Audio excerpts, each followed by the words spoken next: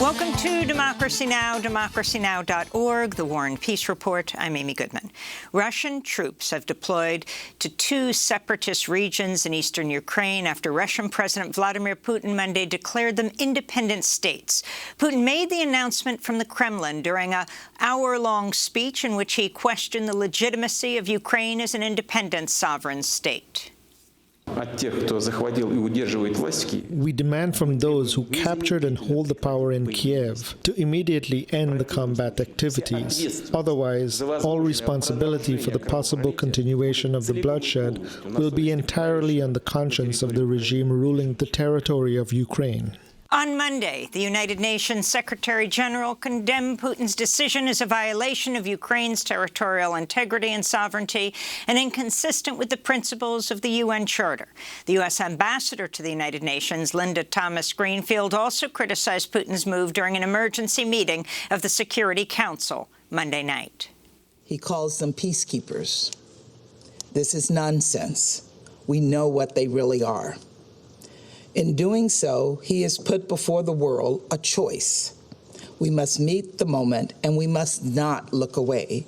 History tells us that looking the other way in the face of such hostility will be a far more costly path.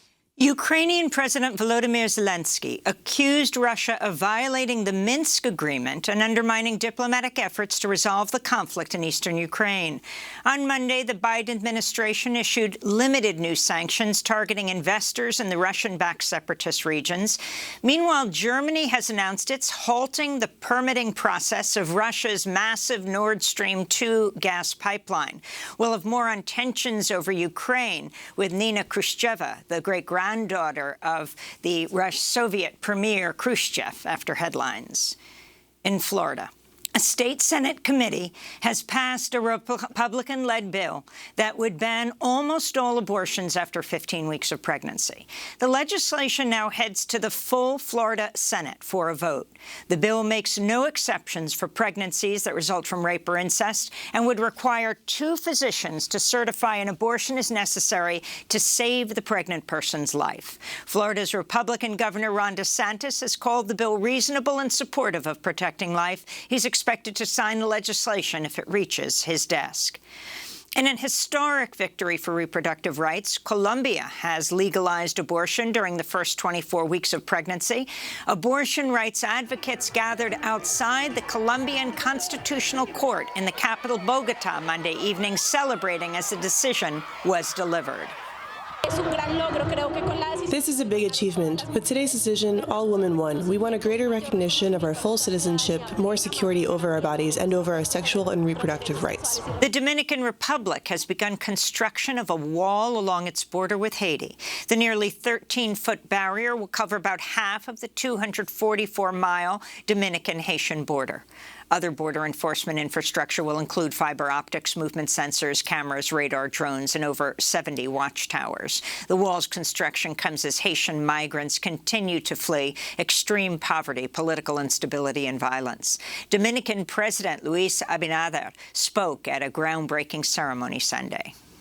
The construction of this intelligent border fence will help protect our nation, safeguard the interests of our country, respect our dignity, our freedom, and defend our sovereignty. Dr. Paul Farmer, the world-renowned infectious disease doctor and medical anthropologist, died unexpectedly Monday at the age of 62 in Rwanda on the grounds of a hospital and university he helped establish. As a medical student in 1987, Paul Farmer co-founded the group Partners in Health to deliver free, quality health care to people in Haiti. Over time, the organization grew into a national network serving patients in many of the poorest parts of the world and dealing with crises from AIDS to Ebola to tuberculosis. Later in the broadcast, we'll look back at our interviews with Dr. Paul Farmer over the years and speak with one of his closest colleagues at Partners for Health. Mali's parliament has approved a plan that will allow the West African nation's military rulers to remain in power for at least 5 more years. All but one member of Mali's 121-seat army-dominated legislature approved of the plan Monday, which fails to set a date for future elections. Mali's military had initially promised elections would be held this month after it seized power in an August 2020 coup. A German whistleblower has leaked data on 18,000 accounts showing Swiss banking giant Credit Suisse held hundreds of millions of dollars for dictators, human rights abusers, drug traffickers, arms traders, and others accused of serious crimes. Among those named in the massive data leak is Saad Khair, a former head of the Jordanian intelligence service and a key U.S. ally who participated in the CIA's extraordinary rendition program. Also exposed were former Egyptian spy chief Omar Suleiman, who's been linked to the widespread torture of political dissidents, as well as Alaa and Gamal Mubarak, sons of former Egyptian dictator Hosni Mubarak. In Argentina, 8 separate wildfires in northeastern Corrientes province have scorched nearly 2 million acres, destroying farms, pastures, and wildlife. The fires started last month, fueled by strong winds, low humidity, and searing heat and severe drought in a region that normally receives abundant rainfall. The Biden administration's paused the sale of oil and gas leases on public lands after a federal judge in Louisiana blocked the government from considering the cost of future damage from the climate crisis in its decision-making. Earlier this month, U.S. District Judge James Kane, a Trump appointee, barred federal agencies from using a higher value of the social cost of carbon, a metric that assigns a dollar value to each ton of greenhouse gases emitted. The Justice Department has promised to appeal the ruling, which is preventing at least 4 different agencies from finalizing at least 38 pending environmental rules. In Portland, Oregon, a 43-year-old man is under investigation for a Saturday night shooting that left 1 person dead and 5 others wounded at a protest against police killings. Witnesses say Benjamin Jeffrey Smith confronted Black Lives Matter demonstrators, calling them terrorists, before opening fire within 90 seconds of arriving on the scene. His bullets struck 60-year-old June Knightley in the head, killing her. Knightley was known as T-Rex to her friends and was a beloved fixture of Portland's LGBTQ+ community and racial justice protests.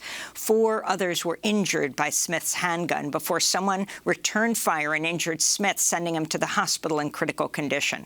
Portland's police have not said whether they will charge Smith with a crime. The police initially described the killing as a confrontation between an armed homeowner and armed protesters. And Long Island University has announced the 2021 George Polk Awards in journalism. The award for national television reporting goes to American Insurrection, hosted by A.C. Thompson, directed by Rick Rowley. The Frontline PBS film documents how the Trump presidency has emboldened far-right movements across the U.S. Asmat Khan, Dave Phillips, and Eric Schmidt of the New York Times won for their investigations that uncovered intelligence failures and civilian deaths in U.S. airstrikes in the Middle East and Afghanistan. Also winning a Polk Award is Ian Urbina of The New Yorker magazine for his investigative report, The Secretive Prisons That Keep Migrants Out of Europe. Urbina tells the story of Aliou Kande, a 28-year-old father of 3 who fled his failing farm in Guinea-Bissau trying to reach Europe by boat from Libya. He was captured at sea by the European Union-backed Libyan Coast Guard and jailed at a notorious migrant prison known as Al-Mabani. Democracy Now! Recently spoke with Ian Urbina about his reporting. What Western and non-Western aid groups that are able to get into these facilities, Al-Mabani included, what's routinely documented is extortion, rape, torture, and sometimes murder. What we were investigating in particular was a particularly egregious murder in which guards opened fire on migrants, and Aliou Kande, our main character, was killed. You can link to our interviews with Polk Award-winning journalists Ian Urbina, Asmat Khan, Rick Rowley, and A.C. Thompson at our website, democracynow.org, and watch all the interviews and see the transcripts. Those are some of the headlines. This is Democracy Now!, democracynow.org, The War and Peace Report.